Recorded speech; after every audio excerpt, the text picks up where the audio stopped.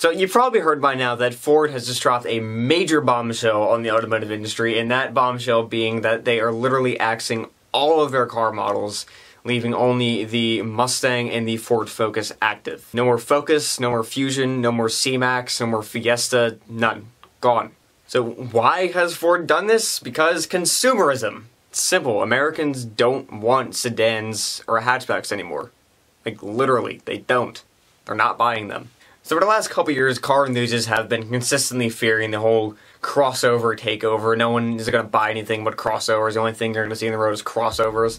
And all the times I've just been like, yeah, sedans will never actually die. Like, the hatchbacks, like, no, they'll never actually go away. Like, crossovers will never fully take over. Well, it's looking like that might actually become a reality very soon. I would say we're probably around DEFCON 2 right now. So let's look at a little bit of sales figures real quick. In 2017, Ford sold about 158,000 Ford Focuses across all boards, all trims, all models, etc. As opposed to them selling 308,000 Ford Escapes across all models and trims. According to CNBC, which we all know is a very reliable source when it comes to automotive stuff, obviously, by 2022, 73% of all car sales will be crossovers or SUVs. And as gross as that sounds, it might actually become reality. So, do I agree with Ford's decision? No. Hell no. Of course I don't. I'm a car enthusiast. I'm stubborn. I don't care about consumerism. But even from a business standpoint, I feel like cutting your entire car fleet might just be a little bit too drastic of a decision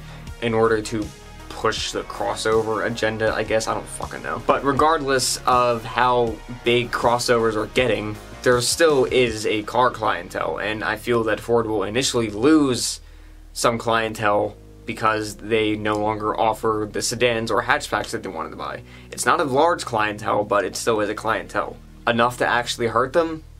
No, probably not. I don't deny the practicality and versatility of crossovers. They are probably, quite literally, the most versatile vehicle that you can purchase. The problem that I have with these things is that every single one of them completely lacks any sort of passion. They're not unique. They literally all look the same. They're all cookie cutter. Like, you look at the Ford Edge, the Ford Escape, Chevy Equinox, Chevy Traverse, Toyota RAV4, like, whatever. Like, they all look the same. They all have the same shape, same features.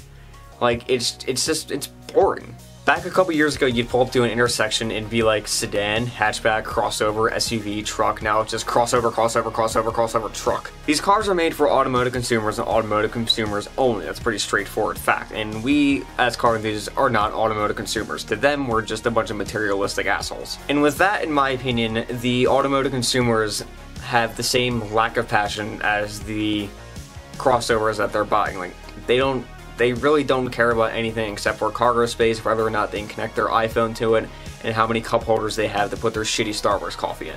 Me and my friends actually had a pretty long conversation about that a couple days ago when Ford announced this, and it escalated into a political discussion on how the country is basically falling the hell apart. But, this is a car channel, so I'm not going to get into that.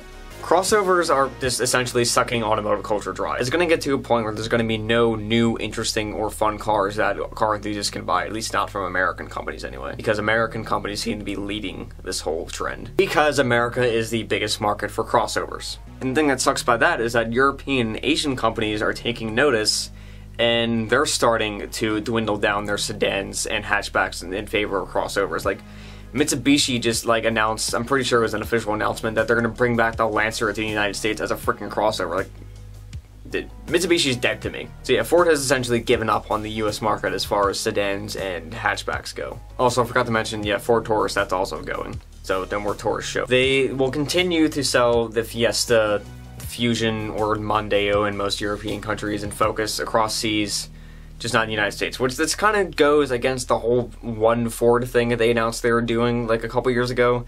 So that kind of means that the Ford Falcon died in vain. Obviously, since we don't have a Focus or a Fiesta anymore, we're not going to get the new Fiesta ST, Focus RS, etc. I remember Ford specifically saying something about that really pissed me off like a year or so ago. The reason that they're not going to have any STs or RSs in the United States anymore is because they said there is no market for them. Yes, there is a market for them. It's an enthusiast market. They're enthusiast cars. Like, what were you trying to target them towards? Like, a mom of 5 who has to bring their kids to soccer, football, and basketball practice all on the same day? Like, no.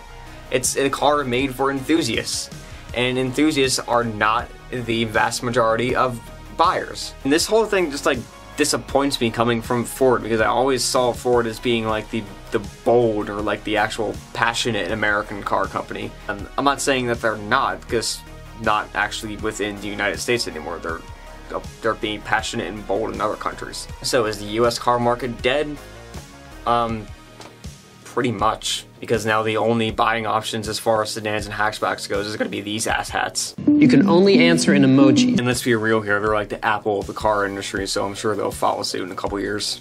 Alright, so I'm done mindlessly ranting. Let me know what you think down in the comments. I mean, I think it sucks, obviously. I mean, I just sat here and ranted about it for like 6 or 7 minutes. As far as fun cars go, the future is looking pretty bleak for us. And there's still the foreign car companies, but how long is it going to take before they follow suit and just give up on the American market? So yeah, that's it for this video. I'm planning on posting it tomorrow, which would be Saturday, so I'm gonna have a car show video out the next day. So yeah, with that being said, join the resistance. Bye, Miata.